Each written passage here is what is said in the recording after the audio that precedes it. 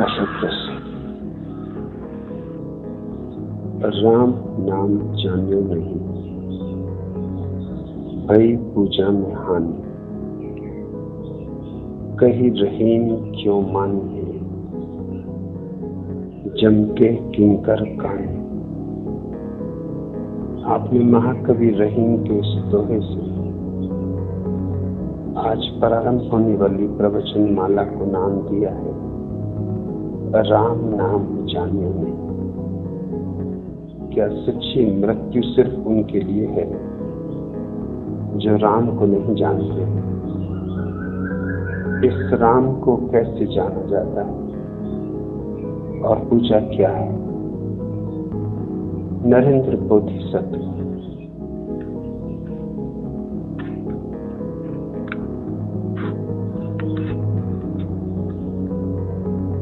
जीवन एक अवसर है। जीवन तथ्य नहीं,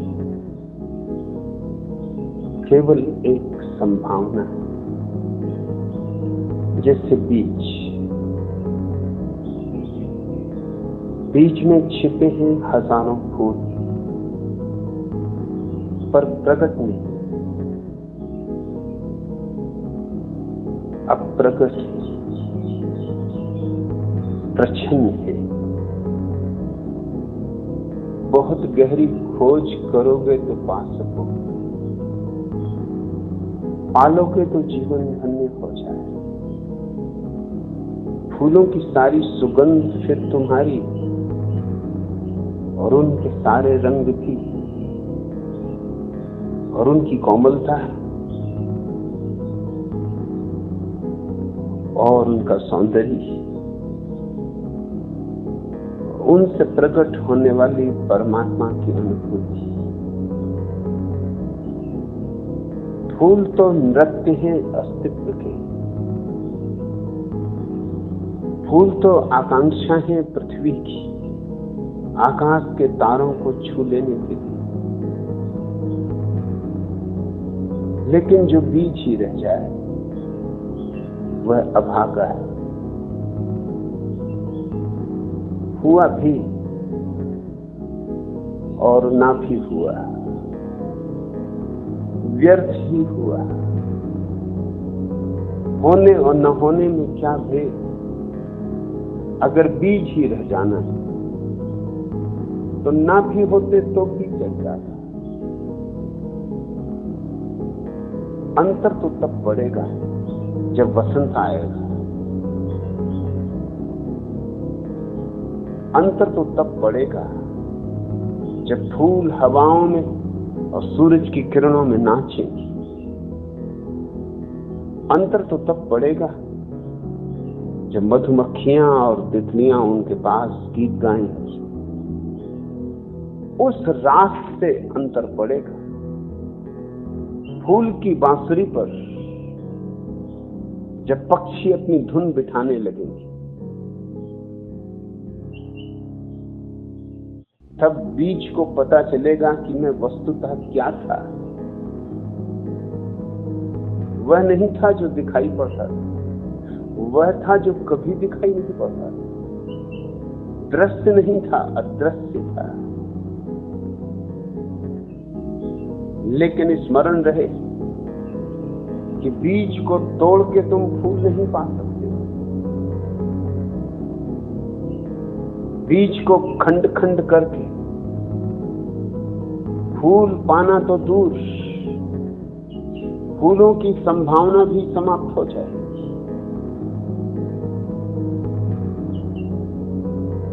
और तर्क यही करता है, बीज को तोड़ता है, टुकड़े टुकड़े करता है। इस आशा पर संदेह नहीं, मनसा पर संदेह नहीं, भावना बुरी नहीं, मगर भ्रांत, मूर्ख, अंधी।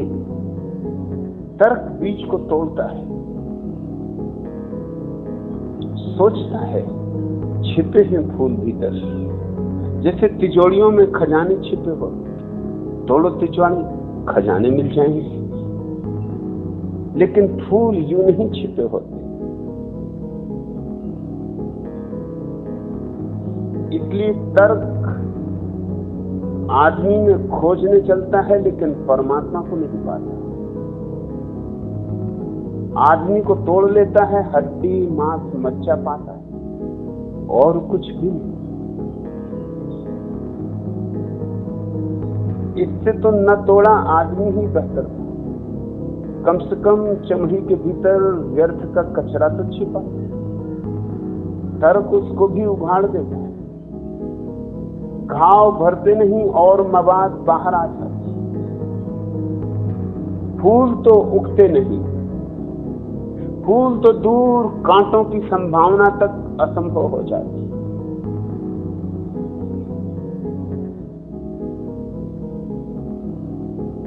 तर्क इस पृथ्वी पर सबसे अधार्मिक वस्तु। इसलिए जो लोग धर्म के पक्ष में तर्क देते हैं, उनसे ज्यादा मूढ़ और कोई भी नहीं। विक्षिप्त हैं वे लोग। धर्म की खोज, प्रेम की खोज, प्रेम का रास्ता बिल्कुल ही भिन्न। बीज को तोड़ना नहीं, गहरी जमीन देनी,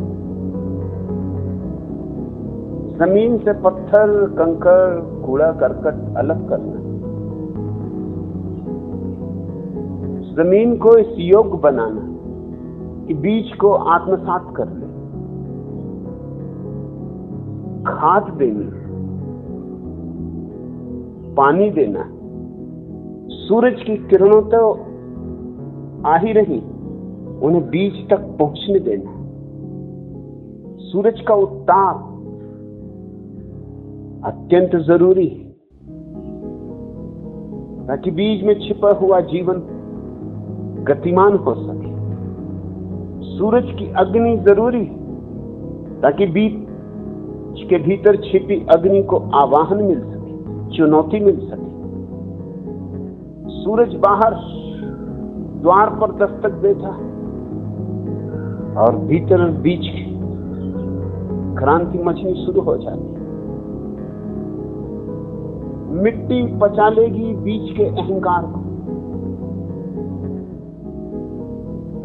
क्योंकि बीज के चारों तरफ जो परत है वही अहंकार है। उसी के कारण बीज के और अस्तित्व के बीच में बाधा है, अवरोध है, दीवार है। बीज जैसे बंदी, जैसे उसके हाथ और पैरों पर जंजीरें। मिट्टी पचा लेगी बीज की जंजीरों को, मिट्टी से ही बनी, इसलिए पचाना कठिन नहीं।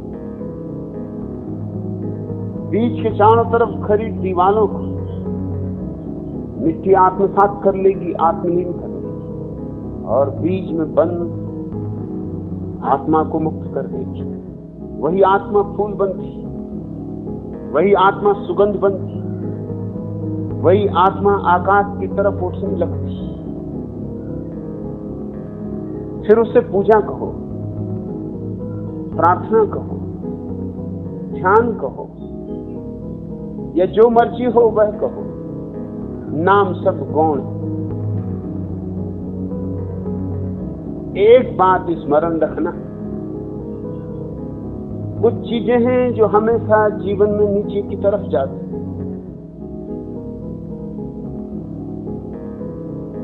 और कुछ चीजें हैं जो हमेशा ऊपर की तरफ जाती।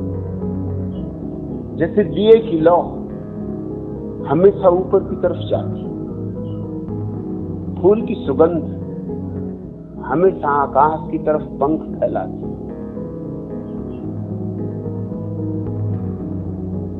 जैसे ही बीज टूटता है, तर्क से नहीं, भूमि में समर्पित होकर गलता है, अपनी मर्जी से अपनी अभीप्सा से, वैसे ही क्रांति घट जाती, एक नए जीवन का सूत्रपात होता है।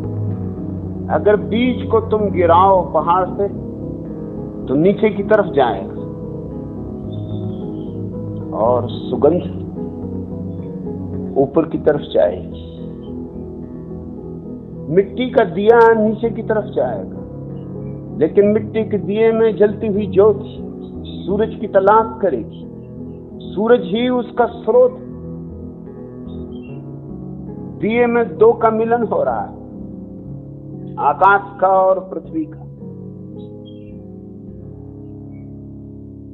बीज में भी दो का मिलन हो रहा है, अदृश्य का और दृश्य का। दृश्य पर मत अटक जाना, और दृश्य पर ही अटके हैं लाखों करोड़ों लोग।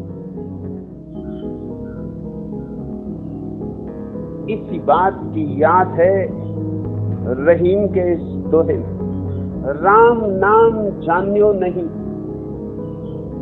भई पूजा में हानि। कही रहीम क्यों मानी है, जम के किंकर कान। राम नाम जान्यो नहीं, राम से अर्थ मत ले लेना दशरथ पुत्र राम का, नहीं तो भूल हो जाएगी। नहीं तो बीज मुक्त होने की संभावना खो देगा। राम तो दशरथ पुत्र राम से बहुत पुराना नाम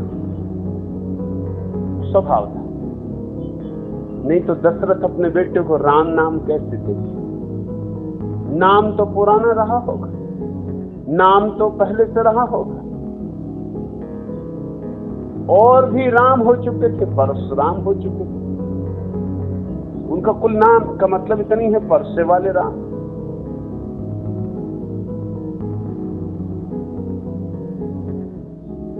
कथा तो ये है कि वाल्मीकि इसके पहले कि उसने रामायण लिखी, लुटेरा था, हत्यारा था, डकैत था। नारद को एक सुबह उसने अपनी वीणा पर संगीत छेड़े, जंगल से गुजरते देखा, रोका और कहा कि जो भी हो तुम्हारे पास रख दो।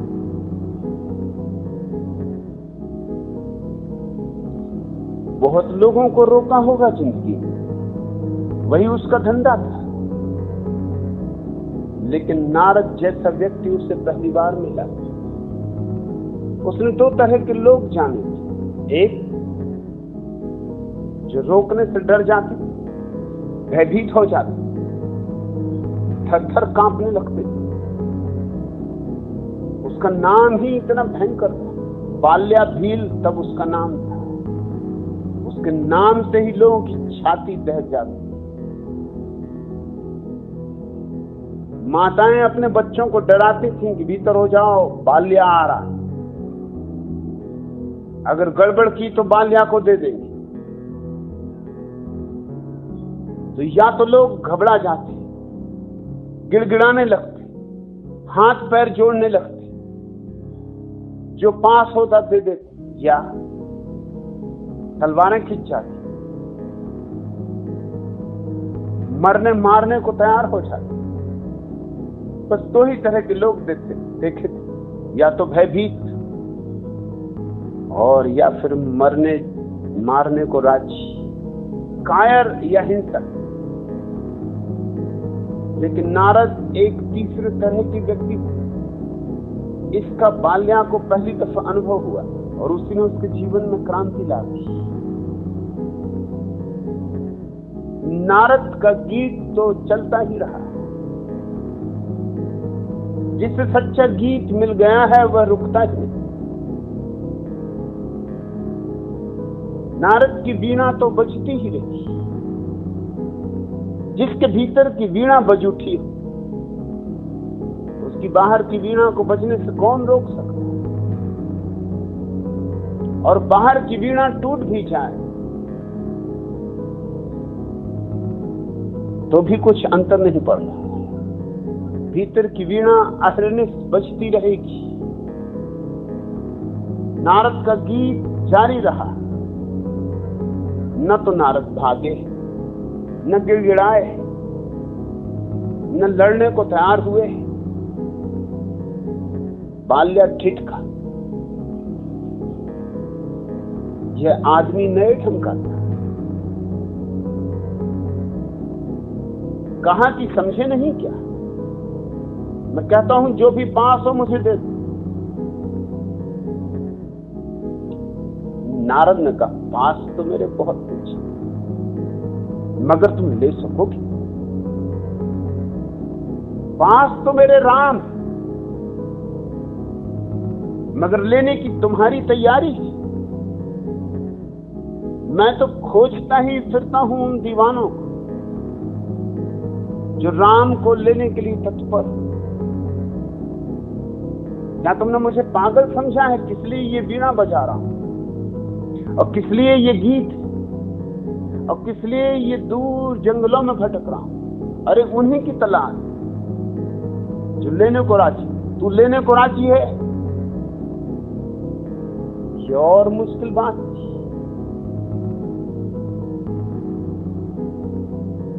इस धन का नाम तो बाल्या ने सुना ही नहीं था। ये कौन सा धन है राम? न कोई पहचान थी, न कोई परिचय था इस धन से। पूछा कि ये क्या है? सुना नहीं। ये जेवर कभी देखे नहीं, ये आभूषण परिचित नहीं। तुम किस राम की बात कर रहे हो? नारद ने कहा, मेरे भीतर अनंत का संगीत उठा है, अनाहत नाद उठा है। मेरे भीतर की हृदय तंत्री बज उठी, और अब एक ही आकांक्षा, एक ही अभीप्सा कि कितना बांटूं, कितना बांटूं, कितनों को बांट सकूं। ये अपूर्व धनराशि जितना बांटो बढ़ती जाती। तुम मुझे लूट ना सकोगे। और बाल्या में तुझे सावधान करता हूं, मुझे लूटने चला तो खुद लुट जाएगा। ये सौदा बड़ा महंगा है, तू सोच ले। अगर तू लुटेरा है तो हम भी लुटेरे। और तू क्या खाक लूटेगा? बाहर की कुछ चीजें छीन सकता तो ज्यादा मेरे पास कुछ है नहीं। ये वीणा है, ये तेरी रही, मगर ये वीणा तो केवल उपकरण, ये तो भाषांतर का एक उपाय है जो मेरे भीतर, उसे कोई भी छीन नहीं सकता, मृत्यु भी नहीं छीन सकती। तो अपनी तलवार म्यान में वापस रख, नाहक तेरा हाथ दुखने लगा हो। मुझे तुझ पे दया आती, मगर मैं देने को राजी हूं। मगर ये मामला यूं है कि लेने वाला पहले राजी होना चाहिए।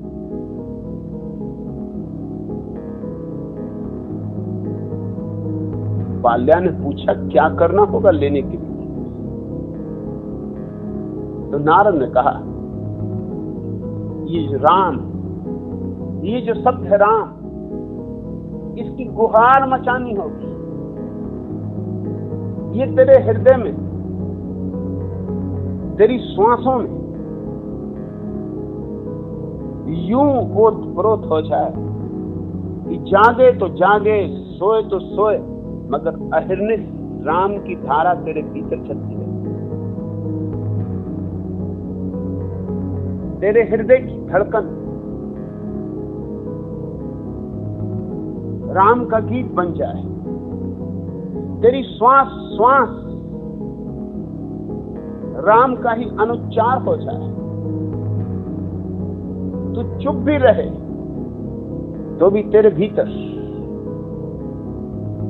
नाद बजता ही रहे, अखंड अहिर्निश। तब तू जीवन की परम संपदा को पाएगा। तू क्या फिजूल की बातें इकट्ठे करने में लगा? ये 4 दिन की जिंदगी, ये कचरा इकट्ठा करके क्या करेगा? और जिस ढंग से तू इकट्ठा कर रहा है, महंगा सौदा है, बहुत पछताएगा पीछे। मिली थी जिंदगी क्या पाने को, और कचरा इकट्ठा करने में गंवा दी।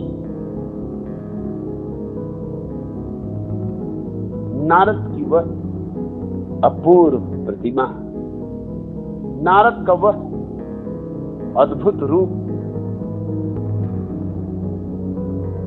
वह अपूर्व क्षण, जंगल का वह सन्नाटा, वीणा पर छिड़ा हुआ मध्यम मध्यम राम का गीत, नारद की वह आंच। बाल्या अभिभूत हो गया। अक्सर यूं होता है, जिनको तुम तथाकथित संत कहते हो वो ज्यादा चालबाज होते, ज्यादा हिसाबी किताबी होते। बाल्या सीधा साधा आदमी था, साधारण अपराधी था, लुटेरा था। अक्सर यूं होता है कि सीधे साधे लोग, चाहे वे लुटेरे ही क्यों ना हो, कहीं ज्यादा निर्दोष होते। बात चोट कर गई।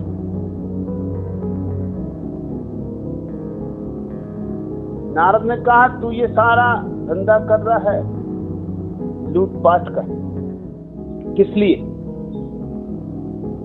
बच्चों के लिए, पत्नी के लिए, पिता के लिए?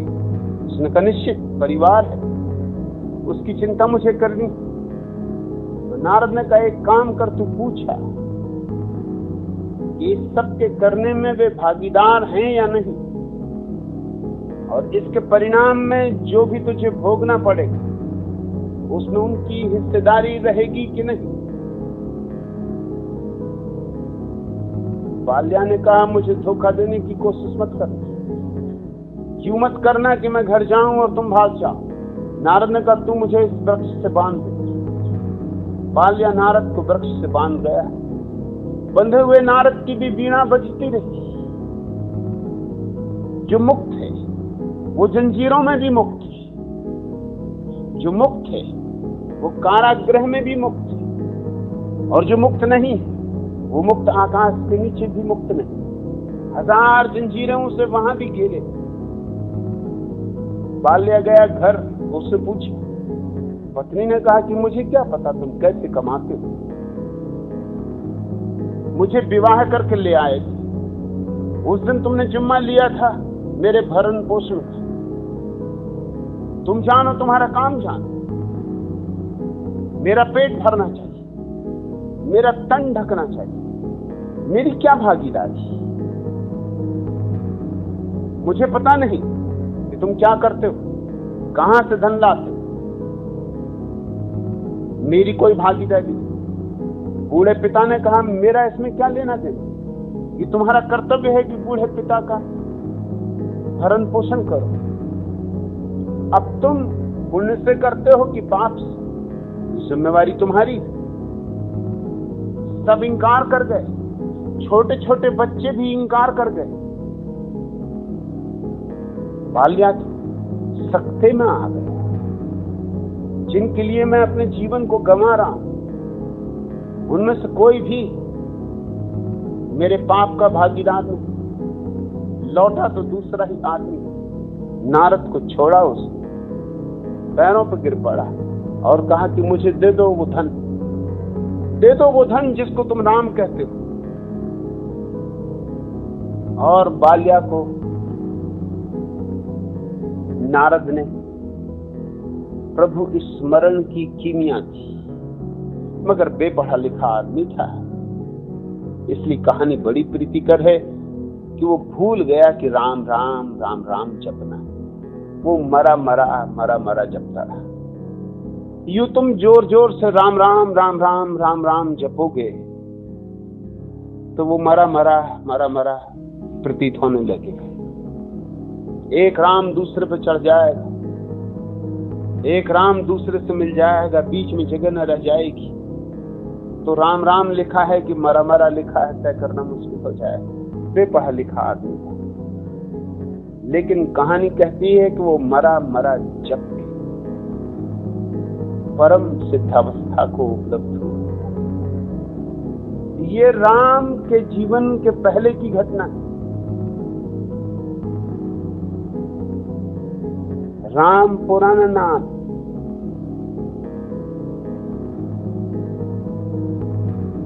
और यह भी प्रीतिकर है स्मरण रखना कि बाल्या जब मरा मरा जप कर, ख्याल रखना सवाल भाव का है, विधि का नहीं। लोग विधियों को ही बिठाने में मर जाते, भाव की चिंता ही नहीं लेते। लोग संस्कृत कंठस्थ करने में मर जाते, सोचते हैं कि मंत्र जब तक भाषा की दृष्टि से शुद्ध ना हो तब तक कैसे सिद्ध होगा। और ये अपूर्व कथा हमारे पास, भाषा की अशुद्धि तो दूर, राम और मरा में क्या लेना देना। सच पूछो तो बात ही उल्टी हो गई। राम यानी जीवन का परम सुख और मरा यानी मृत्यु। राम यानी जीवन, जो जीवन को पा सका मृत्यु को जप कर। किस बात की सूचना? इस बात की सूचना है कि असली सवाल भाव का है, असली सवाल त्वरा का है, असली सवाल भीतर की आकांक्षा का है, अभीप्सा का है, बाहरी सवाल नहीं। और बाल्या भील ने ही राम की कथा लिखी। यह भी बात बहुत सोचनी कि राम के पहले बाल्या भील ने राम की कथा लिखी। राम बाद में हुए, कथा पहले आएगी। राम की पूरी कहानी बाल्या भील ने लिखी।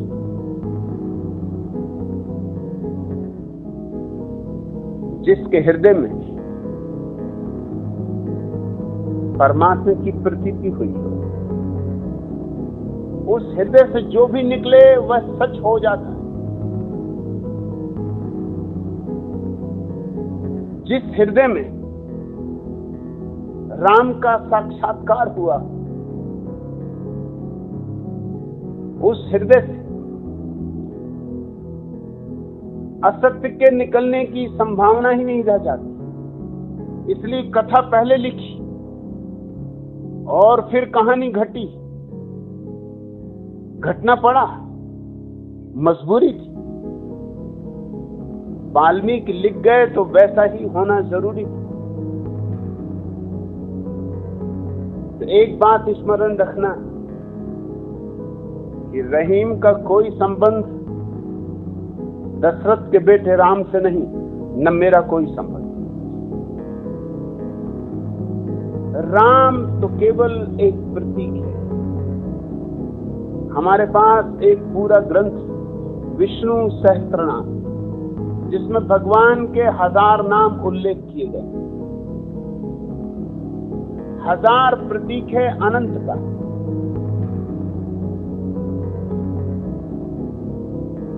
सभी नाम उसके, इसलिए नाम पे मत अटकना। ये जो कहा है रहीम ने, राम नाम जान्यो नहीं भई पूजा में हानि। राम नाम तो तुम सभी जानते हो, राम नाम कौन नहीं जानता, लेकिन इस जानने की बात नहीं। जानने से मतलब जानना है, मानना नहीं। जानने से अर्थ साक्षात्कार है, जानने से अर्थ प्रतीति, स्वाद, अनुभूति। यूं तो कोई भी राम का नाम जानता है, सारी दुनिया राम का नाम जानती है। हर साल तो राम की कथा देखते, राम की कथा सुनते, रामलीला देखते।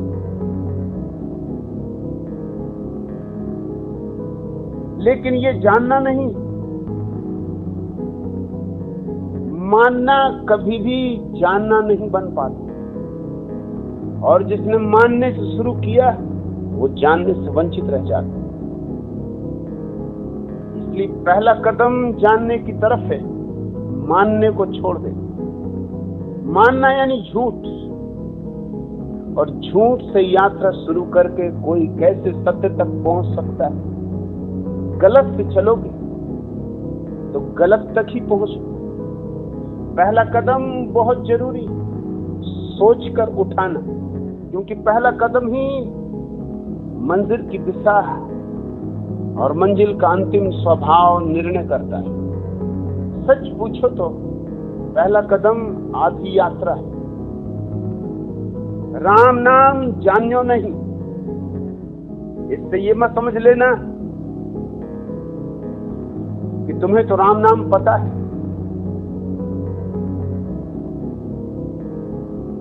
तो ये रहीम का सूत्र तुम्हारे लिए नहीं, ये तुम्हारे लिए ही है। रहीम खुद तो मुसलमान थे,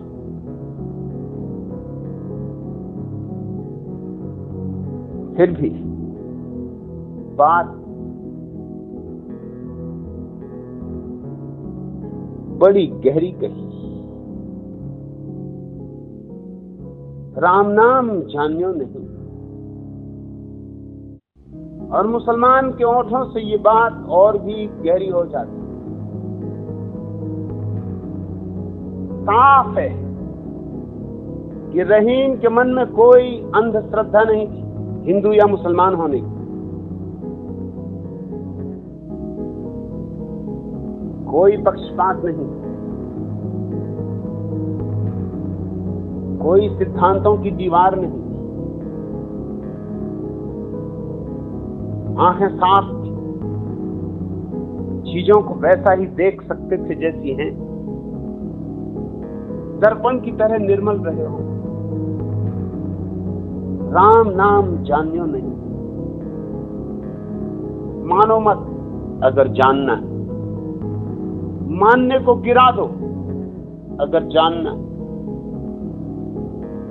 पीड़ा होगी गिराने, क्योंकि सदियों सदियों से माना, पूजा है, आराधा है, हृदय के मंदिर में प्रतिष्ठापित किया है। गिराओगे लगेगा मंदिर खाली हुआ।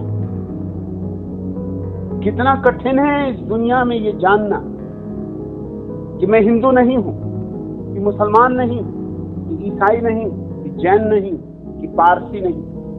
कितना कठिन होना तो नहीं चाहिए, क्योंकि कोई बच्चा ना हिंदू पैदा होता है, न ईसाई पैदा होता है, न मुसलमान पैदा होता है। सभी बच्चे निर्दोष आते, सभी बच्चे विश्वास मुक्त आते, हम उन्हें भरते हैं कचरे से। फिर कचरे को चाहे तुम अच्छे अच्छे नाम दे दो, गौ माता का गोबर कहो,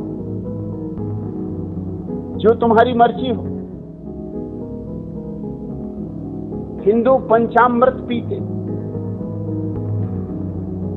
उसमें गाय की 5 चीजों को मिला के पंचामृत बना लेते। गोबर, गोमूत्र, दूध, दही, घी, ऐसी 5 चीजों को घोलमेल करके पंचामृत बन गया। पंचामृत शब्द के पीछे क्या छिपा है ये कोई नहीं देखता। और जब ब्राह्मण तुम्हें पंचामृत देता तो तुम अहोभाव स्वीकार करते, और वही तुमसे कहे गोबर लोगे, गौमूत्र लोगे, तो तुम्हारा जी मिचलाएगा। तुम कहोगे कैसी बातें करते हो, होश की बातें करो। मगर पंचामृत प्यारा शब्द सारी गंदगी को छिपा जाता है। प्यारे शब्दों की आड़ में बड़ी मूर्ताएं छिपी हुई। राम नाम जानियो नहीं, इसका अर्थ समझ लेना। जिन्होंने भी ईश्वर को मान रखा है वो ईश्वर को कभी नहीं जान सकेंगे। इस दुनिया में सबसे ज्यादा झूठे लोग वे आस्तिक जिन्होंने बिना तलाश की, बिना खोजे, बिना किसी अन्वेषण के और ईश्वर को स्वीकार कर लिया है। यह कैसी नपुंसकता है, और इस नपुंसकता की छाया में सारी पृथ्वी जी रही। ये बड़े बड़े चर्च, ये बड़े बड़े मंदिर, ये आकाश छूती हुई मस्जिदों की मीनारें तुम्हारी नपुंसकता को छिपा रही हैं और कुछ भी नहीं। ये मंदिरों में बसते हुए घड़ियाल, ये मस्जिदों से उठती हुई अजाने, ये गिरजों में उठती हुई प्रार्थना, ये शिवालयों में जलती हुई धूप दीप, ये सब आडंबर, ये धोखा, ये बेईमानी, ये तुम्हें इस बात के लिए राजी रखना कि मानना काफी, जानने की कोई जरूरत नहीं। हर रविवार को चर्च हो आए इतना काफी। कभी कभी सत्यनारायण की कथा करवा ली, वो भी उधार पंडित, 2 कौड़ी के आदमी, या कभी मंदिर में प्रसाद बंटवा दिया, या कभी व्रत उपवास कर लिया, बस काम पूरा हो गया। तुम किसको धोखा दे रहे हो? मैं तुम्हारी आंखों में झांकता हूं तो मैं पाता हूं कि तुम किसी और को नहीं, अपने को ही धोखा दे रहे हो। और इस दुनिया में सबसे बड़ा धोखा अपने को धोखा देना। मानो मत। अगर जानना है, जानने का पहला कदम है मानने से मुक्त हो जाना। अगर तुम मुझसे पूछो, मेरा गणित पूछो, थोड़ा उल्टा लगेगा, थोड़ा बेबूझ लगेगा, मगर मेरी भी मजबूरी, मैं सत्य को वैसा ही कहने को मजबूर हूं जैसा है। अगर तुम सच में नास्तिक हो जाओ तो शायद कभी तुम आस्तिक भी हो सकते हो। नास्तिकता और आस्तिकता में विरोध नहीं। नास्तिकता सीढ़ी, प्राथमिक सीढ़ी है आस्तिक होने की। अगर मेरा बस चले तो मैं हर बच्चे को नास्तिक बनाऊं, हर बच्चे को जिज्ञासा दूं, प्रश्न दूं, खोज की आकांक्षा दूं। हर बच्चे के जीवन में एक तीव्र प्रेरणा भरूं कि तू जानना, मानना मत। और जब तक तू न जान ले, ठहरना मत। बुद्ध ने जाना होगा तो बुद्ध पहुंचेंगे, और नानक ने जाना होगा तो नानक पहुंचेंगे, और कबीर ने जाना होगा तो कबीर पहुंचेंगे। उनके पहुंचने से तेरा पहुंचना नहीं हो सकता। तू जानेगा तो ही तू पहुंचेगा। और पहले चाहिए कि तुम्हारे चित्त की स्लेट खाली हो जाए। पोंछ डालो जो भी दूसरों ने लिख दिया है, धो लो स्लेट, साफ कर लो, कोरी कर लो तुम्हारी किताब। और मजा ये है कि कोरी किताब तुमने क्या की कि जैसे राम को आमंत्रण मिल जाए कोरी किताबों पर उतरता है वह फूल, कोरी किताबों पर आती है वह किरण, कोरी किताबों पर होता है वह विस्फोट। कोरी किताब यानी निर्दोष चित्त, मान्यताओं से, विश्वासों से मुक्त। राम नाम जानियो नहीं, फिर तुम जान सकोगे, फिर ही जान सकोगे। भई पूजा में हान, रहीम कहते पूजा खो गई, क्योंकि राम का नाम ही लोग भूल गए। राम से पहचान ही ना रही। राम के और लोगों के बीच में पंडित और पुजारी और पुरोहित और इमाम और पादरी और पोप, न मालूम कितने लोग खड़े हो गए।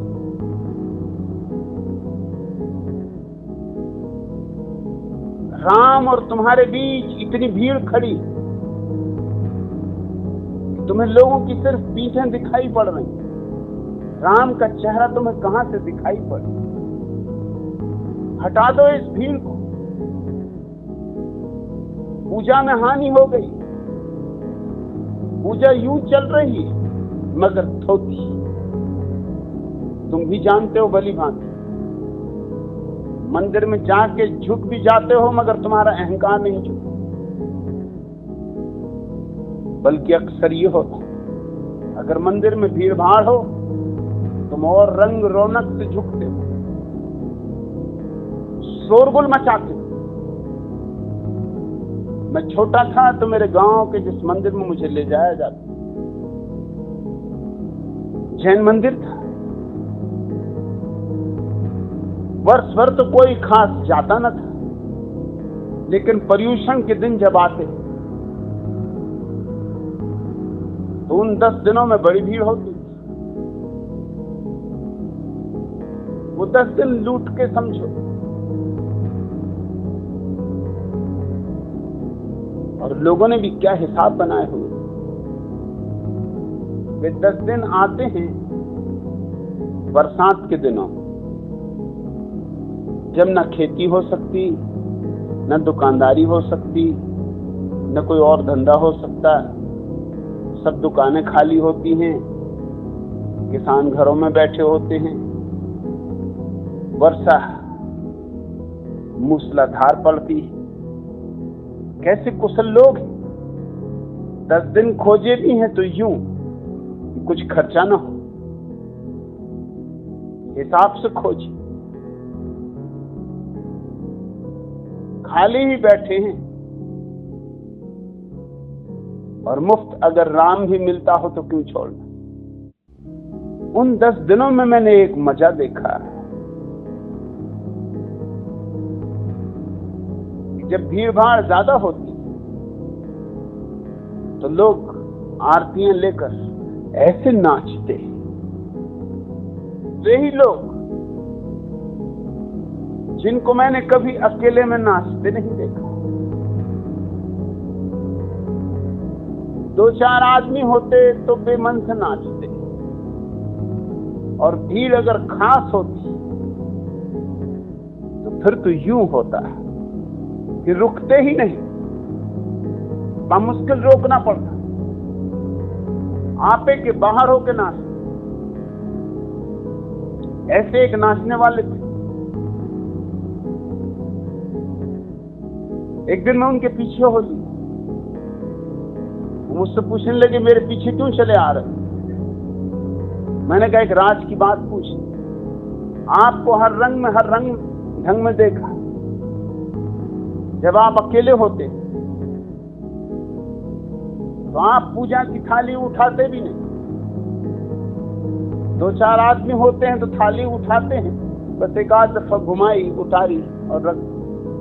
10-15 हुए तो आपके पैरों में थिरक आ जाती, और अगर 100-200 लोग इकट्ठे होते तो आपको रोकना पड़ता है, पकड़ना पड़ता है, पकड़े पकड़े हाथ में नहीं आते, छूट जाते, निकल जाते, फिर थाली उठा लेते, आखिर लोगों को दूसरे काम भी करने, घर भी जाना, भोजन भी करना है, इसका राज क्या है? उनका इसमें राज क्या? अरे अकेले नाचने में क्या सार, कोई देखने वाला भी तो होना चाहिए। साल में 2-4 ही ऐसे मौके आते हैं जब सब इकट्ठे होते। पर्यूषण के अंतिम दिन वो ऐसा उधम मचा देते,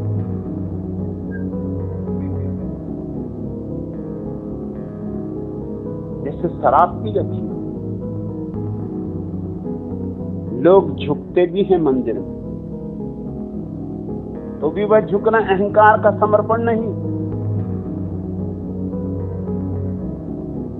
झुकते भी हैं तो भी वह अहंकार का ही पूजन।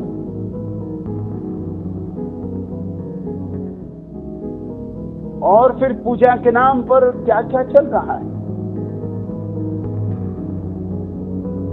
न भाव है, न प्रीति है, न समर्पण, सिर्फ एक पाखंड। प्रतिष्ठा मिलती है, सम्मान मिलता है, लोग कहने लगते हैं बहुत धार्मिक, संतत्व मिलता है, आदर मिलता है, मगर ये सब तो अहंकार के आभूषण। और क्या करोगे तुम पूजा? दोहराओगे तोतों की तरह रटे हुए ग्रंथ। काश इस तरह दोहराने से मोक्ष मिलता होता तो तोते तुमसे पहले पहुंच जाते।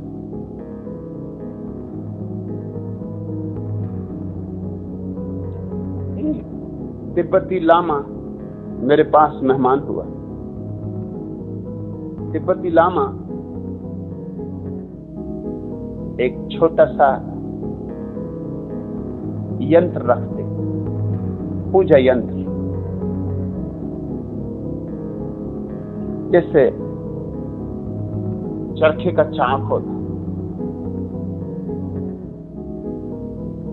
उस चाक में स्पोक लगे होते, हर स्पोक पे मंत्र लिखा होता। अब बार बार क्या श्लोक कहना, तो वो बैठे बैठे चक्र को घुमा देते, दूसरे भी काम करते रहते। चक्के को एक धक्का मार दिया, चक्का घूमने लगा। जितना चक्का चक्कर ले लेता है, जितने स्पोक ऊपर आए और नीचे गए, ऊपर आए और नीचे गए, उतने मंत्रों का लाभ हो जाता। ये लामा मेरे घर मेहमान था। मैंने उससे कहा ये तो बड़ी अच्छी तरकीब है, मैं तुझे और भी सुविधा बना देता हूं। उसने कहा क्या सुविधा? मैंने कहा तू ठहर। मैंने एक पड़ोसी इंजीनियर को बुलाया और कहा कि इसमें प्लग लगा के इसको बिजली से जोड़। ये बेचारे को बीच बीच में बाधा पड़ती है।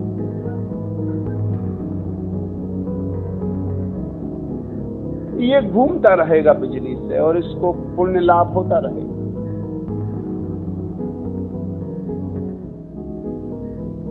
कुछ लोग हैं जो बैठे बैठे किताब में राम राम राम राम लिखते रहते। कुछ लोग हैं जो दुकान पर बैठे बैठे हाथ में माला लिए रहते हैं, माला को थैली में छुपाए रखते और भीतर भीतर गुड़िया सटकाते रहते। थैली भी इसलिए कि कोई ये ना देख ले कि कभी कभी वो गुड़िया सटकाना भूल जाते और भूल ही जाते हम, क्योंकि मेरे सामने ही एक हलवाई रहता था।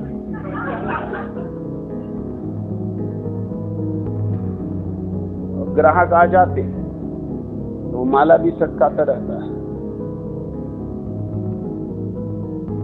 और इशारे भी करता रहता अपने नौकर को, मार दे, डांडी मार दे।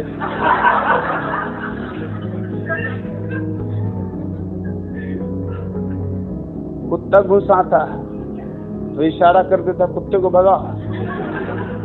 अब इस बीच में माला तो रुकी जाती होगी, और ना भी रुकी तो मन तो कुत्ते पे जा लगा।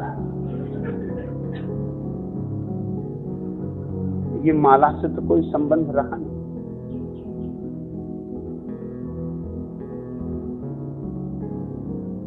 इस हलवाई की बड़ी तौन थी। हलवाइयों की अक्सर होती, और तौंध ही नहीं थी, तौंध में बड़ा टुंडा भी था।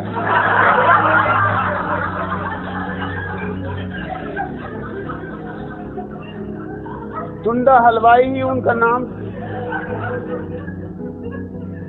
बिल्कुल फुग्गा थी उनकी।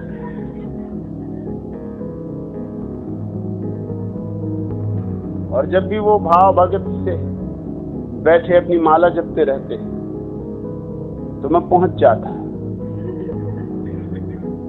वो मुझे देख के डरते थे, एकदम इशारा करने लगते क्या चाहिए। मैं उनको इशारा करता हूं, उनके पीछे ही उनकी अलमारी सजी रहती मिठाइयों की, फला चीज चाहिए। वो पीछे देखा उन्होंने और मैंने उनका टुंडा बजाया।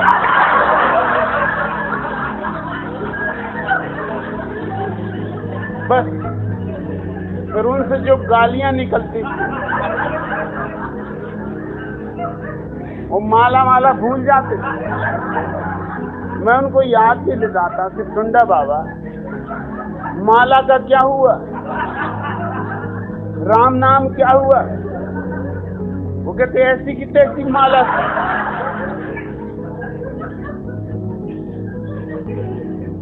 मगर वो ऐसे मोटे थे, उठ भी नहीं सकते, भाग भी नहीं सकते, मेरा पीछा भी नहीं कर सकते। क्या चलता रहता है राम के नाम से। तुम्हारी अर्चना, तुम्हारी पूजा, तुम्हारी आराधना सब धोखा है। राम नाम जानू नहीं भई पूजा में हानि। पूजा खो गई दुनिया से। लेकिन मैं तुम्हें याद दिला दूं, पूजा खो गई दुनिया से नास्तिकों के कारण नहीं, वैज्ञानिकों के कारण नहीं। पूजा खो गई दुनिया से पंडितों के कारण, पुरोहितों के कारण, तुम्हारे तथाकथित धार्मिक लोगों के कारण। अगर दुनिया को पुनः धर्म में प्रतिष्ठापित करना हो तो इसे धार्मिक लोगों से मुक्त करना होगा, इसे मंदिरों मस्जिदों के बाहर लाना होगा। ये कारागृह है, इसे वेद पुराण और बाइबल से छुटकारा दिलाना होगा। तो शायद फिर जिज्ञासा जगे, फिर शायद आदमी पूछने लगे कि ईश्वर है तो कहां है, तो कैसे पाया जा सकता है। और जब तक उस परम सत्य की अनुभूति ना हो तब तक तुम्हारे जीवन में फूल न खिले, तब तक तुम बासे ही रहो उदास, और तुम्हारे चेहरे पे मक्खियां नहीं, तुम मुर्दा रहो, तुम एक लाश हो जो अपने को किसी तरह ढो रहे हो। हर आदमी अपनी लाश ढो रहा। राम नाम जानो नहीं भई पूजा में हानि, कहीं रहीम क्यों मानी है जम के किंकर कहानी। रहीम कहते एक बात ख्याल रखना, धोखा दे सकते हो तुम पंडित को, पुरोहित को, धोखा दे सकते हो लोगों को, क्योंकि लोग अंधे हैं, तुम्हारे जैसे ही अंधे। और धोखा तुम दे सकते हो मंदिर में रखी हुई पत्थर की मूर्तियों को, धोखा तुम दे सकते हो कागज पर लिखी गई किताबों को, लेकिन मौत को धोखा न दे सको। और जब मौत द्वार पर दस्तक देगी तब बहुत पछताओ, बहुत बहुत पछताओ, क्योंकि फिर क्षण भर का भी अवसर न बचे। कहीं रहीम क्यों मानी है, एक बात पक्की समझ लेना रहीम कहते, जब मौत के दूत तुम्हारे द्वार पर खड़े हो जाएंगे तो तुम्हारी धोखाधड़ी की पूजा प्रार्थना को नहीं मानेंगे। मौत को तो केवल वही जीत पाता है जो अपने भीतर के अमृत को जान ले, और उसी अमृत का नाम राम,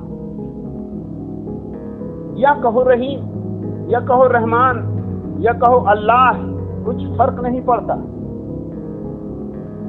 तुम्हारे भीतर जो अमृत छिपा है उसको जिसने जान लिया, फिर मौत उसका कुछ भी नहीं बिगाड़ सकती। यह कसौटी है, मौत ही एकमात्र कसौटी है। मौत को जो जीतने में समर्थ, मौत जिसका कुछ भी न बिगाड़ पाएगी। शरीर तो जाएगा, शरीर मिट्टी, तो बीज की मिट्टी तो मिट्टी में समा जाएगी,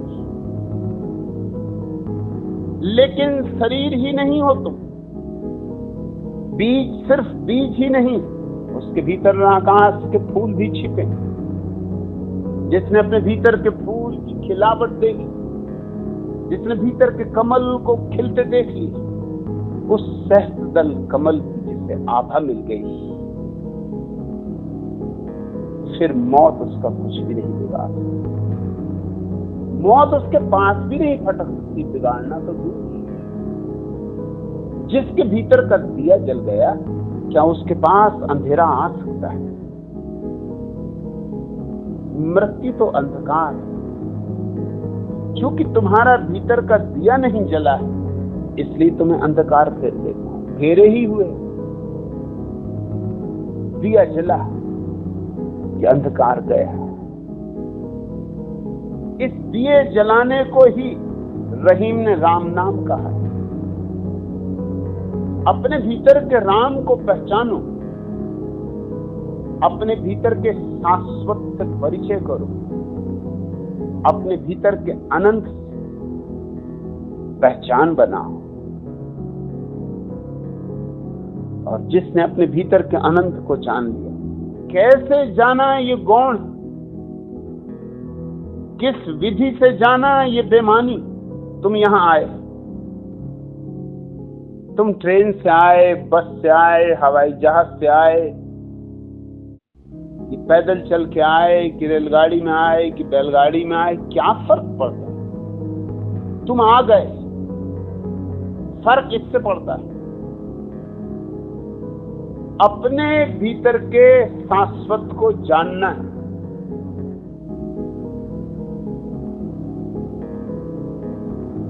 हजारों मार्ग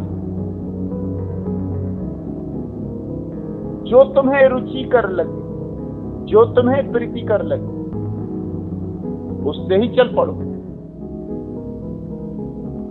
लेकिन बैठे मत रहो, चल पड़ो। बुद्ध ने कहा है, चरे बेटी चरे बेटी, रुकना मत, बैठना मत, चलते रहना। खोजो, चलो, अन्वेषण करो, और दूसरों की मानना मत, नहीं तो बैठे रह जाओ। और सारे लोग बैठे रह गए, सारे लोग गोबर गणेश हो गए। दूसरों की मान के बैठोगे तो फिर वो भी बैठे थे किसी और की मान के, तुम भी बैठे हो किसी और की मान के। इससे बड़ा और कोई मनुष्य का अपमान नहीं कि वो किसी की मान के बैठ जाए। मेरी भी मानने की जरूरत नहीं। चलो, खोजो। तुम्हारा जीवन, तुम्हें अन्वेषण करना, तुम्हें जानना है क्या है यह जीवन, क्या है यह चैतन्य, क्या है तुम्हारे भीतर छिपा हुआ राज। कौन हो तुम अपने अंतरतम में? कौन छिपा है तुम्हारे हृदय की गुफा में?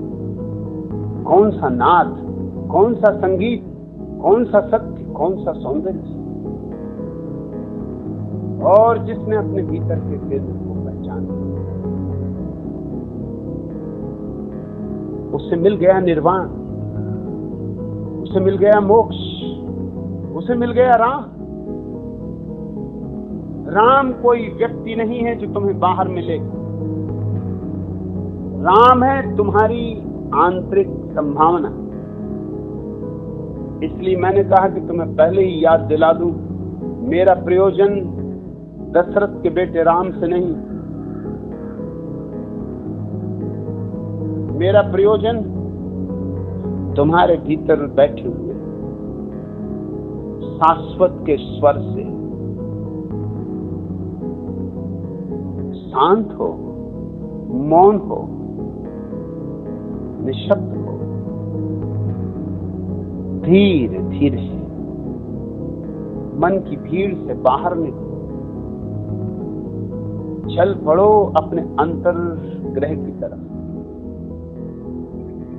जब पूर्ण सन्नाटा रह जाए, जब कोई तरंग भी ना उठती हो, जब चेतना की झील यूं हो जाए जैसे दर्पण, तब सब राज खुल जाते, भीतर के भी बाहर के भी। क्योंकि वस्तुतः भीतर और बाहर के राज अलग अलग नहीं। भीतर और बाहर शब्द उपयोग करने पड़ते हैं तुम्हारे अहंकार के कारण। अहंकार गया तो फिर भीतर ही बाहर और बाहर ही भीतर, फिर एक ही शेष रह जाता है।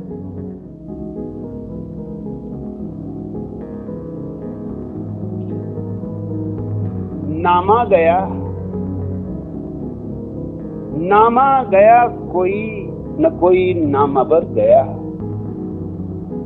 नामा गया कोई न कोई नामावर गया, तेरी खबर न आई, तेरी खबर न आई, जमाना गुजर गया। हंसता हूं यूं, हंसता हूं यूं कि हिज्र की रातें गुजर गईं, हंसता हूं यूं कि हिज्र की रातें गुजर गईं, रोता हूं यूं कि लुत्फ दुआए सहर गया। नामा गया कोई न कोई नाम अबर गया, तेरी खबर न आई, जमाना गुजर गया। अब मुझको है करार, अब मुझको है करार तो सबको करार है।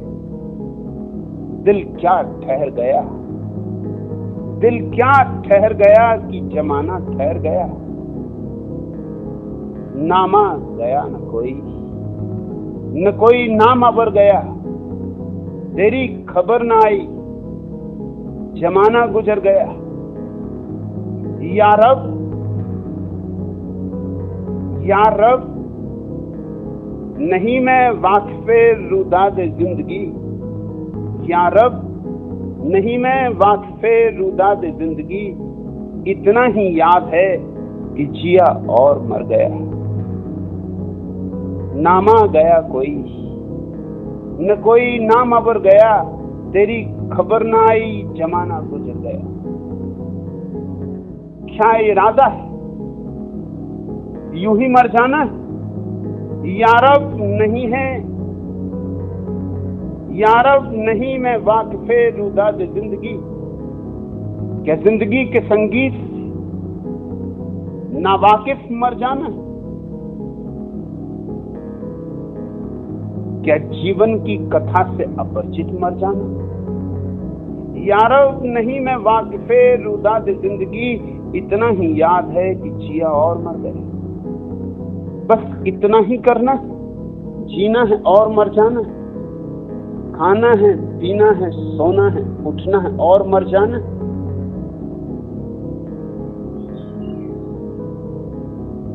या और भी आकांक्षाएं हैं, अभीप्साएं,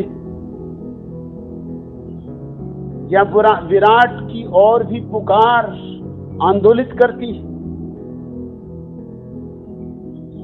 यह तो कोई आदमी की जिंदगी न हुई।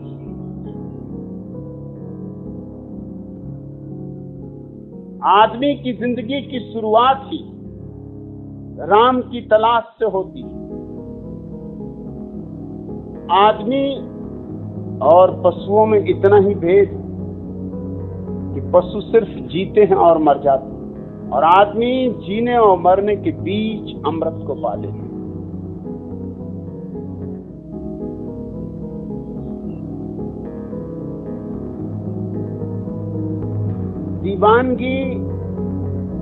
दीवानगी कुछ इस तरह हद से गुजर गई, दुनिया की हर निगाह जो मुझ पे ठहर गई। दीवानगी कुछ इस तरह हद से गुजर गई, दुनिया की हर निगाह जो मुझ पे ठहर गई। जब गर्द से हयात पर मेरी नजर गई, जब गर्द से हयात पर मेरी नजर गई, टपकी जिगर की चोट टपक कर बिखर गई। पीकर तेरी निगाह से एक सागरे करम, पीकर तेरी निगाह से एक सागरे करम, मैं ढूंढता हूं गर्दशे दौरां किधर गई। आते ही तेरे अहले चमन में ए दिल रुबा, फसले बहार चूम के जुल्फें बिखर गई। सदके में उस निगाह के तेरी नजर से जो मेरी जिगर में तीर की तरह उतर गई। सदके में उस निगाह के तेरी नजर से जो मेरे जिगर में तीर की तरह उतर गई। आखिर वो बेनकाब मेरे बाम आ गए, आखिर वो बेनकाब मेरे बाम आ गए।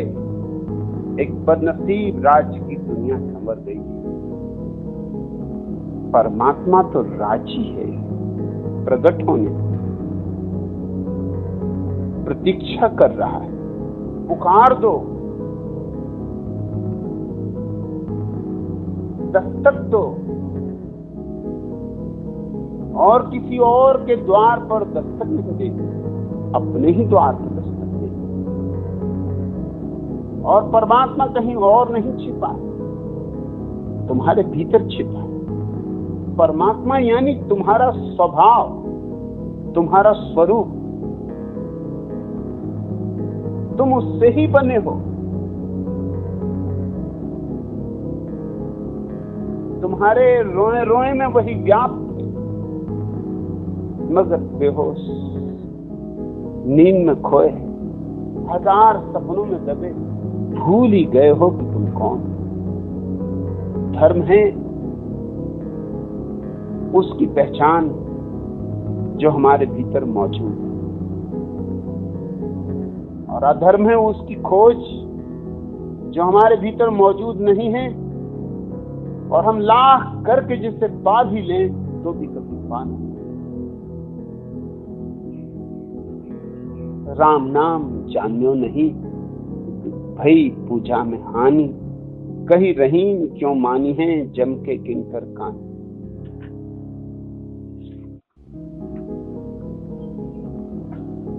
और टालना मत कहना कि कल, जिसने कल पे टाला उसने सदा के लिए टाला। करीब मौत खड़ी है, करीब मौत खड़ी है, जरा ठहर जाओ। फिजा से आंख लड़ी, फिजा से आंख लड़ी, जरा ठहर जाओ। करीब मौत खड़ी, थकी थकी सी फिजाएं, बुझे बुझे तारे, बड़ी उदास खड़ी, बड़ी उदास खड़ी है, जरा ठहर जाओ। करीब मौत खड़ी, नहीं उम्मीद कि हम आज की सहर देखें,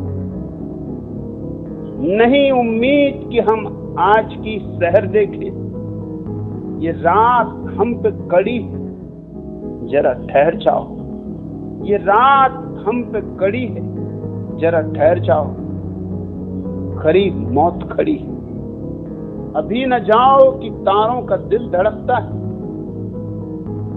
अभी न जाओ कि तारों का दिल धड़कता है। तमाम रात पड़ी, तमाम रात पड़ी है, जरा ठहर जाओ, करीब मौत खड़ी। फिर इसके बाद कभी, फिर इसके बाद कभी हम न तुमको रोकेंगे। फिर इसके बाद कभी हम न तुमको रोकेंगे। लबों पे सांस अड़ी है, लबों पे सांस अड़ी है, जरा ठहर जाओ, करीब मौत खड़ी। दमे फिराक में, दमे फिराक में जी भर के तुझको देख तो ले। दमे फिराक में जी भर के तुझको देख तो ले।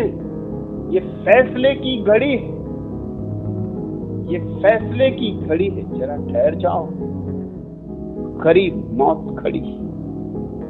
मौत हमेशा करीब खड़ी, और हमेशा ये फैसले की घड़ी। इसे टालना मत, स्थगित मत कर, कहना मत कि कल। और यही लोग कर रहे, आज करेंगे व्यर्थ, सार्थक कल। आज खोजेंगे धन, ध्यान कल। आज पद और प्रतिष्ठा, परमात्मा कल। नहीं, बदलो, इस पूरे गणित को बदलो। परमात्मा आज, ध्यान आज, तो ही तुम्हारे जीवन में क्रांति हो सकती, और ऐसी क्रांति जो तुम्हें अमृत के सागर में लीन कर दे। ऐसी क्रांति जो तुम्हें मृत्यु के पार ले जाए। ऐसी क्रांति जिसको पाते ही सब पा लिया जाता।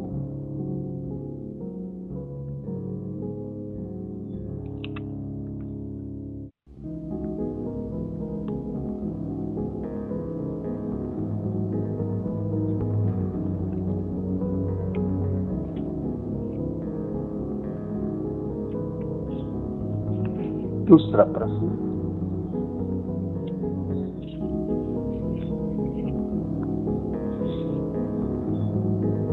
आपको 5 वर्ष से पढ़ और सुन रहा हूं, और शिविर में भी भाग लेता हूं, लेकिन अभी तक संन्यास नहीं ले पाया।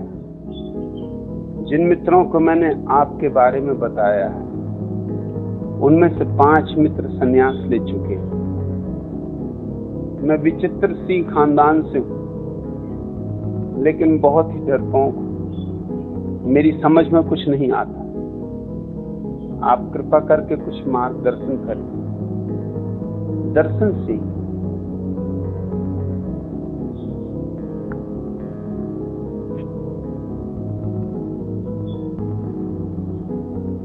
यह अवस्था करीब करीब सबकी, ऐसे ही आदमी सदियों से जिया है। जीवन के वास्तविक प्रश्नों को टालता हूं।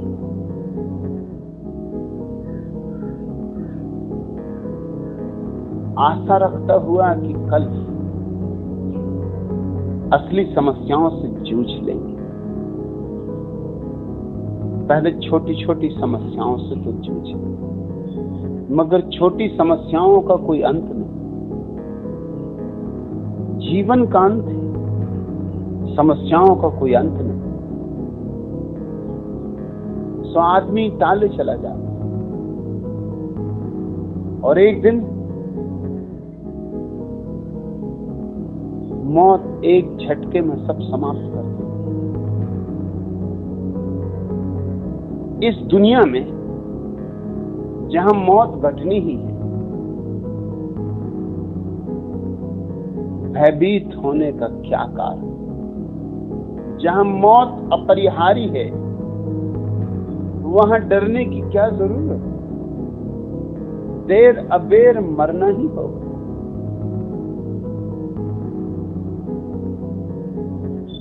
इतना ही तुमसे कह सकता हूं दर्शन से। यदि मुझे सुन रहे हो, यदि मुझे समझ रहे हो,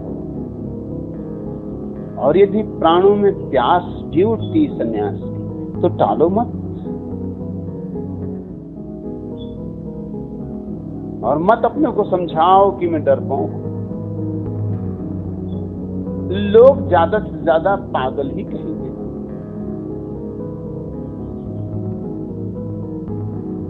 सुख कौन सा हर्ज है? यूं भी लोग क्या कहते होंगे तुम्हारे संबंध में?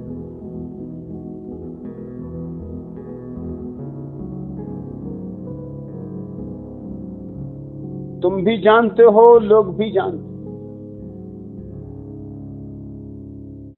एक राजनेता के संबंध में एक अखबार में खबर छपी। राजनेता बहुत नाराज था। उसने अपनी पत्नी से कहा, मुकदमा चलाऊंगा। पत्नी ने कहा, इतने उत्तेजित न हो। जो छपा है अखबार में, 90% लोग तो ऐसा मानते ही कि तुम बेईमान हो, चोर हो, लुटेरे हो। तुम ही क्यों, राजनीति का सारा धंधा ही यही। अखबार में ना भी छपता तो भी लोग यही मानते। सो 90% को तो कोई खास फर्क पड़ेगा नहीं। वो तो पहले से ही जानते थे। वो इतना ही पढ़ के कहेंगे, अरे हमें मालूम नहीं। रहे 10%, इनमें से 5% तो पढ़ेंगे ही नहीं। वो तो अखबार उलटते पढ़ते थोड़ी।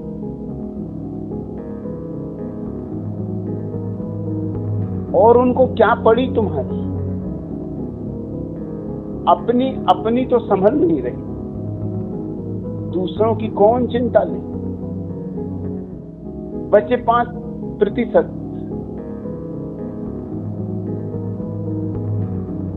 इन 5% को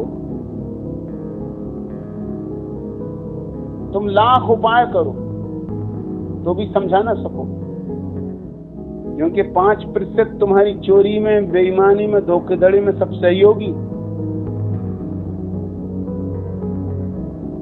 बेहतर है तुम चुप ही रहो। अब नाहक शोरगुल मचाने से क्या सार? दरअसल से लोग क्या कहेंगे, ये डर संन्यास से रोकता है। मगर क्या कहेंगे? ज्यादा से ज्यादा यही कहेंगे ना कि पागल हो। लेकिन व्यर्थ जीने से और व्यर्थ मर जाने से पागल हो जाना ज्यादा बेहतर है। सच तो यह है कि यही लोग हैं जिन्होंने बुद्ध को भी पागल कहा था। यही लोग हैं जिन्होंने महावीर को भी पागल कहा था। तो अगर ये तुम्हें भी पागल कहें तो तुम्हें अच्छी कोटि में रख रहे हैं। ढंग के लोगों के साथ तुम्हारी गिनती कर रहे हैं। कुछ बुरा नहीं। बुद्धों के साथ पागल हो जाना बुद्धुओं के साथ होश से भरे होने से लाख दर्जा बेहतर। यूं क्या घबराना?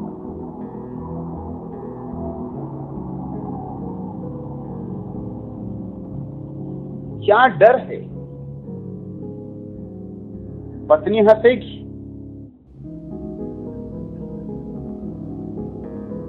सो हंस लेगी।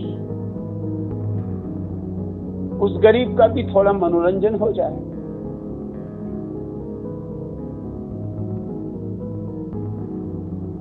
बच्चे पूछेंगे कि डैडी आपको क्या हो गया?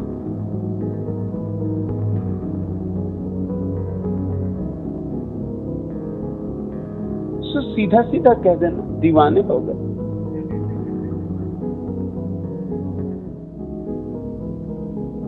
सरदार तो हो ही। अब दीवानगी में क्या बिगड़ जाए?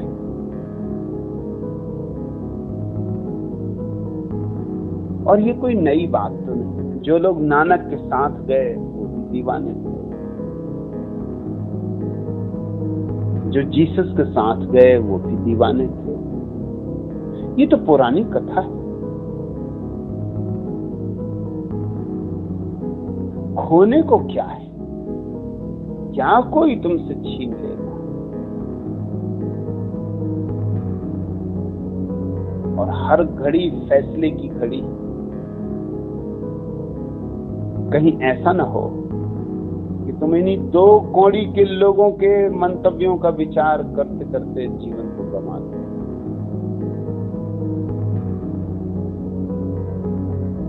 और तब ये उठा के तुम्हारी अर्थी को जलाएंगे और लौट के भी न देखेंगे।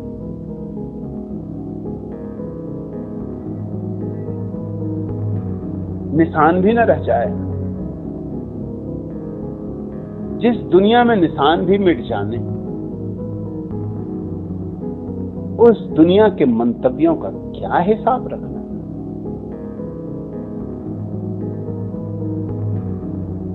खोगे तो तुम कुछ भी नहीं, लेकिन पाप बहुत सख्त है।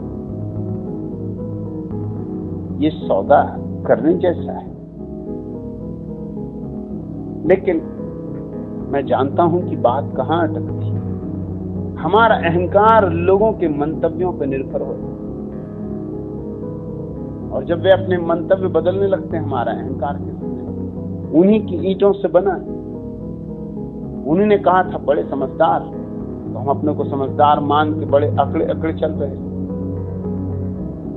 वही कहने लगे पागल, तो हमारी क्रीज निकल जाती।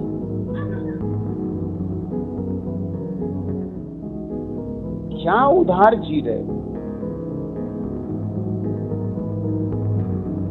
इसके पहले कि वो तुम्हें पागल कहे, तुम खुद ही लौटा दो उनका सम्मान। उनका सत्कार ही क्यों लेते हो? उनका सत्कार लेना बहुत खतरनाक है, क्योंकि उसके पीछे बड़े राज छिपे।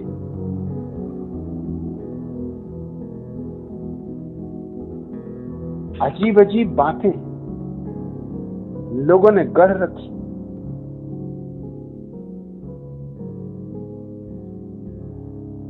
एक पत्र मुझे कल मिला है।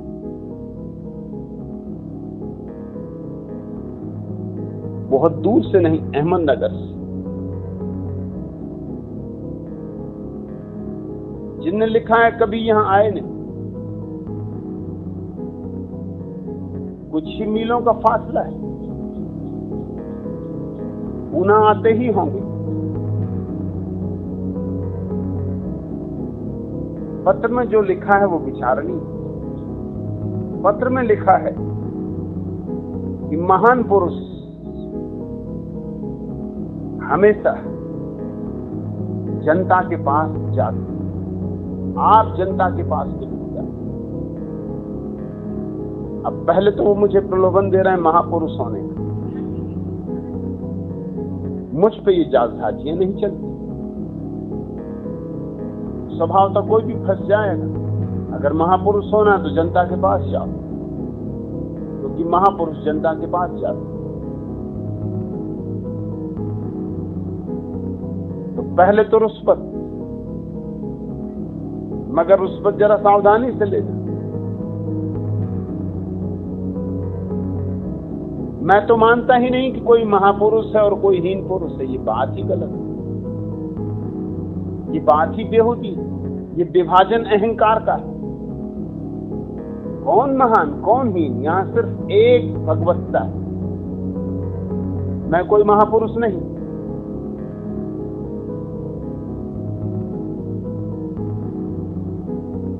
महापुरुष होने की आकांक्षा सिर्फ उन्हीं लोगों में होती है जो हीनता की ग्रंथि से पीड़ित हो, जो अपनी हीनता को छिपाना चाहते। वो महापुरुष होने का ढोंग रचे।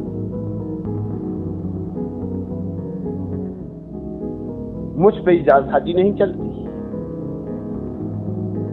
मैं तो जो हूं, न महापुरुष न हीन पुरुष। इसलिए मैं क्यों जाऊं जनता के पास? फिर जिसको प्यास हो वो कुएं के पास आता।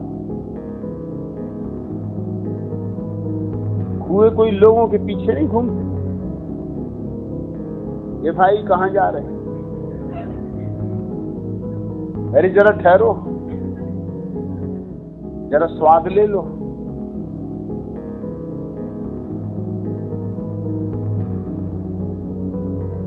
और इस तरह का अगर कोई करता हो तो कुआं नहीं होगा, भिस्ती होगा।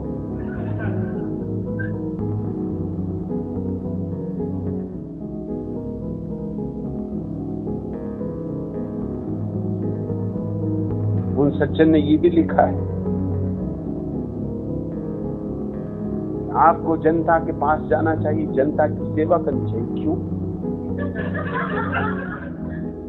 न मैंने जनता का कुछ बिगाड़ा है, न जनता ने मेरा कुछ बिगाड़ा है। क्यों मैं सेवा करूं? भगवान ने उन्हें हाथ पैर दिए, वो खुद ही अपने हाथ पैर दबा लें या एक दूसरे के दबा लें, जो उन्हें करना हो कर। और मजा ये है कि ये सज्जन अहमदनगर में क्या कर रहे हैं?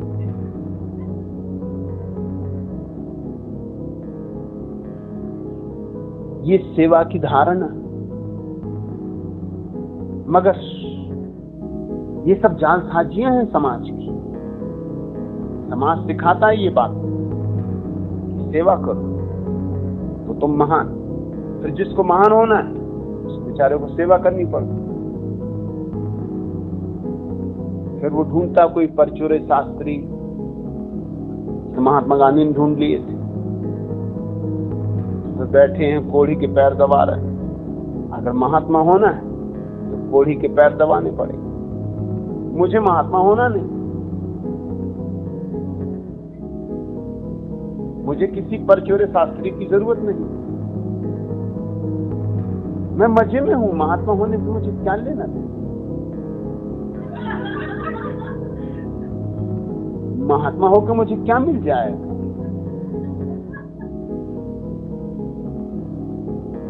लेकिन ये हमारी धारणा है, और इन धारणाओं के पीछे हजारों साल का जाल।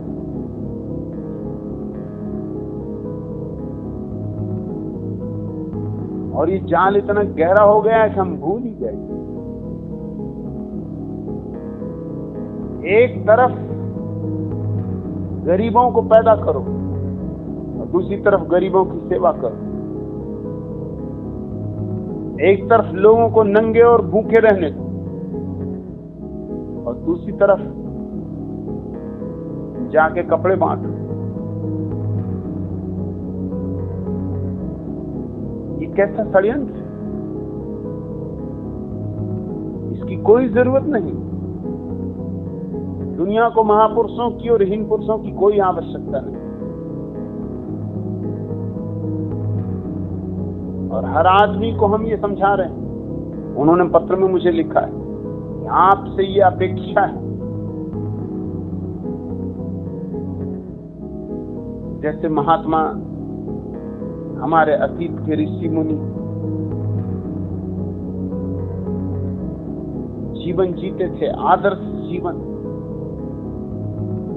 और उसी आदर्श जीवन का लोगों को शिक्षण देते थे। आप भी देते। मैं क्यों किसी की अपेक्षा पूरी करूं? मैं अपना मालिक हूं, मुझे अपना जीवन जीना है। ये कोई मूढ़ जो अहमदनगर में निवास करते हैं, इनकी अपेक्षा मैं क्यों पूरा करूं? मैं इनसे किसी अपेक्षा की आशा नहीं रखता कि पूरी करें। अपेक्षा का क्या नाता? और अगर तुम्हारे ऋषि मुनियों को अच्छा लगता था कुछ करना तो वो करते। जो मुझे अच्छा लग रहा है वो मैं कर रहा हूं। ना तो मैं तुम्हारे ऋषि मुनियों से कहता हूं कि मेरे अनुसार चलो, ना उन्हें कोई हक कि वो मुझसे कहें कि उनके अनुसार चलो। मुझे तुम्हारे ऋषि मुनियों में कुछ खास दिखाई भी नहीं पड़ता।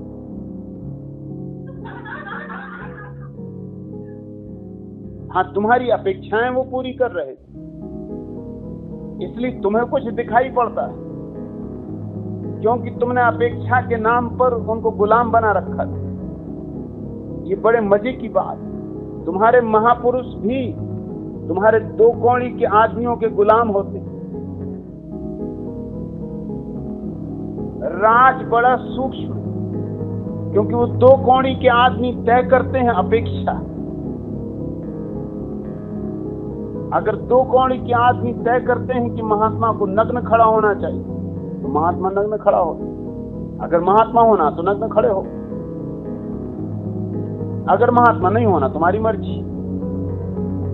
गणित साफ है, मगर निर्णायक कौन है? वो दो कौड़ी के आदमी निर्णय कर रहे हैं कि अगर महात्मा होना, अगर हमसे सर्टिफिकेट चाहिए महात्मा होने का, तो हमारी अनुकूलताएं, हमारी आकांक्षाएं, हमारी अपेक्षाएं पूरी करो। और जो भी व्यक्ति इस दुनिया में किसी और की अपेक्षा पूरी करता है, वो तो व्यक्ति ही नहीं है। महात्मा वगैरह तो बहुत दूर की बात,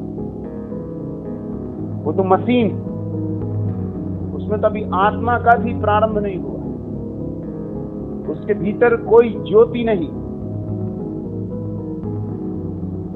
वो तो गुलाम है। मगर उस गुलामी को भी खूब चाशनी चढ़ा के पेश किया जाता। अगर तुम उनके महात्मा की तरह व्यवहार करोगे तो वो तुम्हारे चरणों में गिरेंगे। मगर मुझे कोई जरूरत नहीं किसी के मेरे चरणों में गिरने की।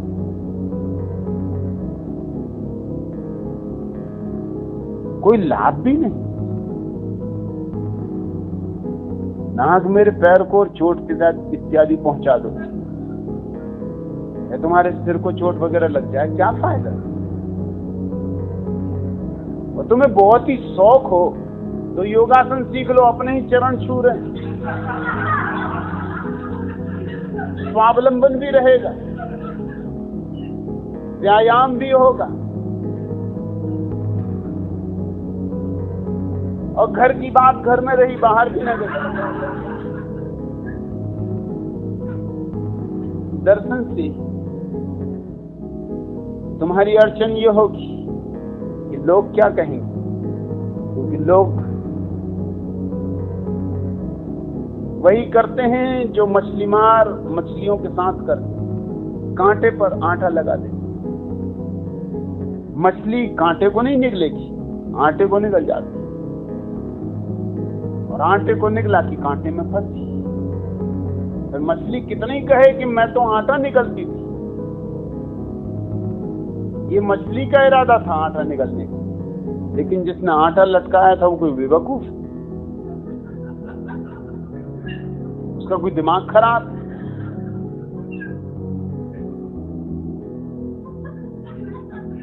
उसका प्रयोजन कुछ और था। तो दर्शनहीन लोग तुम्हारे आसपास आटा लटकाए बैठे,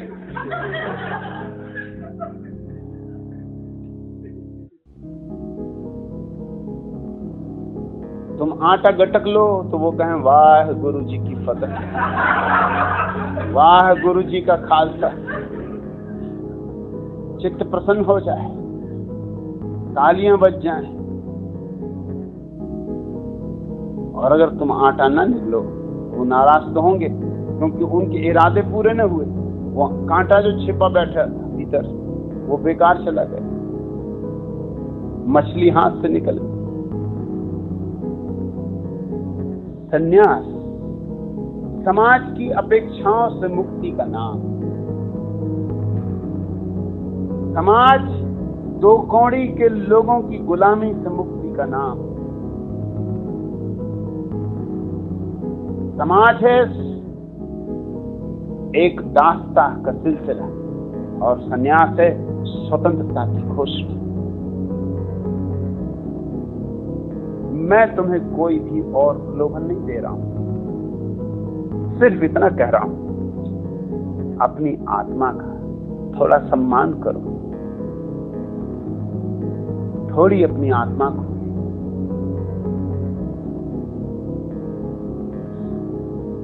साद्रत बनाओ। यूं दो कौड़ियों पर मत बेचो।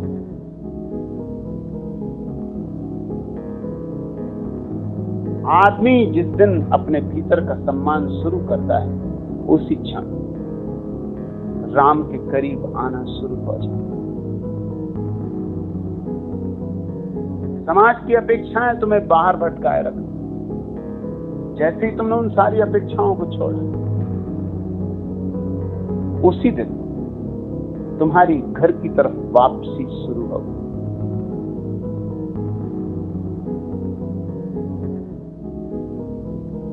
बात तुम्हें रुचती हो, आनंदित करती हो, सारे भयों को एक तरफ हटा के रखो, क्योंकि भयभीत जीना जिंदगी में जंग खाने जैसा है, जैसे तलवार जंग खा जाए। निर्भय होकर जियो। एक ही जीने का ढंग है दुनिया में, निर्भय होकर जियो।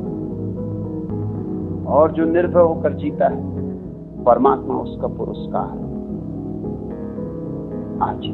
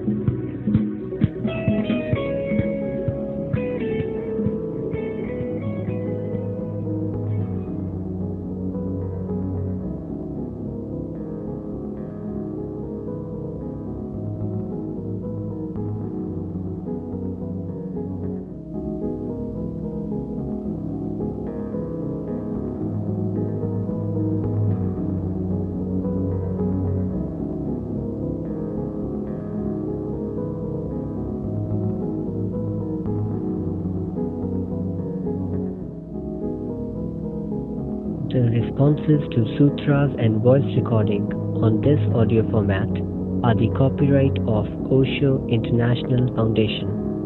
Copyright dates 1953 through 2003. All rights reserved. Reproduction in any media is prohibited. सूत्रों पर दिए गए संबोधन और ऑडियो माध्यम में मुद्रित आवाज पर ओशो इंटरनेशनल फाउंडेशन के कॉपीराइट है। कॉपीराइट 1953 से 2003। सर्वाधिकार सुरक्षित। किसी भी माध्यम में रिप्रोडक्शन